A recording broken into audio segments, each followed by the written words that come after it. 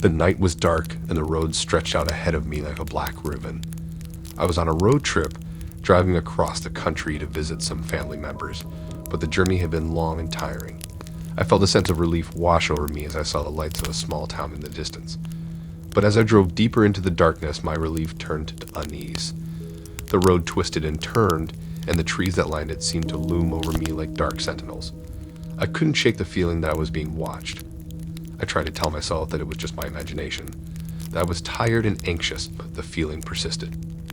As I drove on, I saw something in the distance. It was a woman in a white dress standing on the side of the road. At first, I didn't think much of it, assuming she was just a hitchhiker or someone lost. But as I got closer, I realized something strange. She wasn't moving. She was just standing there, staring at me with an unsettling intensity. I drove past her, feeling a shiver run down my spine. But as I continued down the road, I saw her again. She was in the same spot, still staring at me with that same intensity. I felt a sense of unease wash over me as I realized that she was following me. I tried to shake off the feeling and continued driving, but every time I looked in my rearview mirror, I could see her in the distance, always following me, always watching me. I started to wonder who she was and what she wanted. As I drove on, I realized that I was lost. The road seemed to stretch on endlessly, and I couldn't find any signs or landmarks to help me navigate. My sense of direction was completely gone, and I couldn't tell if I was moving closer to my destination or farther away. That's when I saw her again. The woman in the white dress was standing in the middle of the road, blocking my path. I slammed on the brakes, but it was too late. My car collided with her, and I heard the sickening sound of bones breaking. I got out of the car, trembling with fear, and approached her body. But when I got closer, I realized something that made my blood run cold. She wasn't breathing. She wasn't alive. I was alone on that dark road with nothing but the sound of my own heartbeat and the knowledge that I had just hit a ghost. The woman in the white dress was a vengeful spirit, haunting the road and seeking revenge on anyone who crossed her path. I got back into my car, shaking and terrified, and drove away as fast as I could. But the woman in the white dress continued to haunt me, appearing in my dreams and haunting my thoughts. I never forgot that night, and I always drove with one eye on the road and the other on the darkness, knowing that she could be out there, waiting for me to make a mistake. Years later, I found myself driving down that same road, with my family in the car beside me. I had told them about the woman in the white dress, but they didn't believe me. They thought it was just a spooky story to scare them, but as we drove on, I saw her again. The woman in the white dress was standing on the side of the road, just as she had been all those years ago. I felt a sense of dread wash over me as I realized that my nightmare was becoming a reality. I tried to ignore her, but she continued to appear, haunting me at every turn. My family began to see her too, and they were terrified. As my family and I stepped onto the ferry that would take us from England to France, the salty ocean air filled our lungs and a sense of adventure bubbled inside of us. We had been looking forward to this trip for months, eager to explore the quaint towns and taste the delicious cuisine of France. We had booked a comfortable cabin on the ferry, complete with cozy beds and a stunning sea view. Excitement coursed through our veins as we made our way to the cabin, giddy at the prospect of the adventure that lay ahead. As night descended upon the ferry, the corridors grew quieter and most of the passengers retired to their cabins. My family and I followed suit, eager to get some rest before our big day of exploring the French countryside. But as soon as we settled into our beds, we heard a soft knocking at our cabin door. It was barely audible at first, but it gradually grew louder and more persistent. We'd all woke up, confused and disoriented. My husband got out of bed and opened the door, but there was no one there. He stepped out into the corridor, but there was no one in sight. We thought it was strange, but assumed it was just a creaky old ship making random noises. We settled back into bed, but before we could fall asleep, the knocking began again.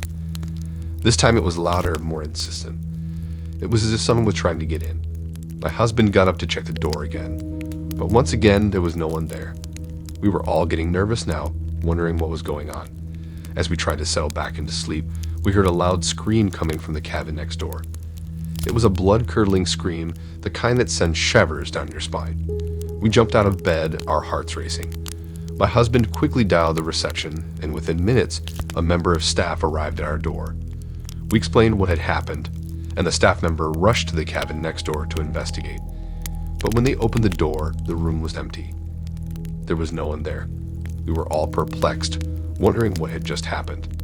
The staff member tried to reassure us that it was probably just a prank, but we couldn't shake off the feeling that something was off. The rest of the night was a blur. We were all too scared to go back to sleep, and we spent the rest of the night huddled together, trying to make sense of what had just happened. Every time we heard a creak or a knock, we jumped, our nerves frayed and our hearts pounding. As the ferry docked in France the next morning, we were all exhausted, but relieved to have made it through the night. We reported the incident to the authorities, but they didn't seem to have any answers. We were left with a strange sense of unease, wondering what we had encountered on that ferry. Days later, as we were exploring a quaint French village, we stumbled upon an old newspaper article that caught our attention. It described an incident that had happened on the same ferry we had been on. A passenger had gone missing, and despite an extensive search, they were never found. We couldn't believe what we were reading.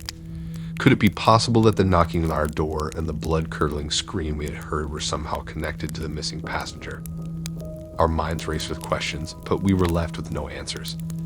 The rest of our trip was tinged with an eerie feeling, and every time we boarded a ferry or heard a strange noise, we couldn't help but think of that fateful night. As my wife and I set out on our first road trip together through Texas, we were filled with excitement and anticipation. The open road stretched out before us, beckoning us to new adventures and experiences. We had no set destination in mind, but rather intended to meander through the state, exploring its natural beauty and unique culture. The rolling hills and vast plains seemed to stretch on forever, and as we drove, we marveled at the changing landscape around us. We passed through quaint towns and bustling cities, each with its own distinctive character and charm. But as the day began to wane, we found ourselves in need of a place to stay for the night. As we drove down a lonely stretch of highway, we spotted a motel nestled off the side of the road. It looked old and run down with a faded sign and peeling paint. But as we were tired and in need of rest, we decided to check in. The motel clerk greeted us with a smile, but there was something unsettling about him. He seemed to be watching us with an intensity that made my wife and I both uneasy. We brushed off our discomfort and took the key of our room, eager to relax and unwind. As we entered our room, a musty smell hit us, and we noticed that the furnishings were outdated and shabby. But it was clean and comfortable, and we settled in for the night, hoping for a good night's sleep. However, as we soon discovered, the motel was anything but peaceful. As we were getting ready for bed, we heard a strange noise outside the door. At first, we brushed it off as just another guest, but as the noise grew louder and more persistent, we couldn't ignore it any longer. My wife began to grow anxious, and I could feel the hair on the back of my neck stand on end. We looked out the window and saw a man walking outside, carrying a large knife.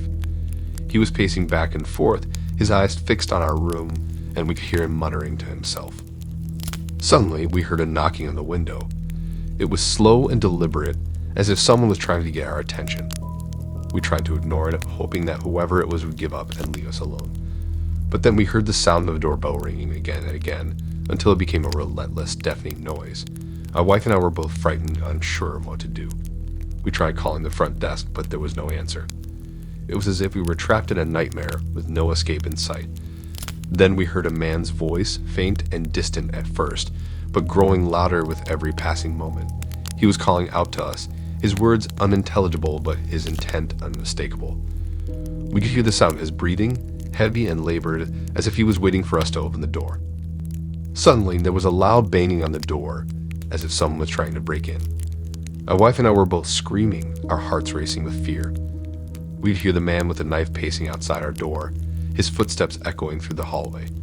We knew that we had to get out of there, or we would never make it through the night. We grabbed our things and made a run for it, barely escaping the motel with our lives. As we drove away, we could see the man in the white shirt and black pants standing outside, his eyes following us as we disappeared into the night. We never spoke of that night again, but the memory stayed with us, a haunting reminder of the horrors that can lurk in the most unexpected places. We never did find out who that man was, or if he was even human, but the experience left us with a deep sense of unease.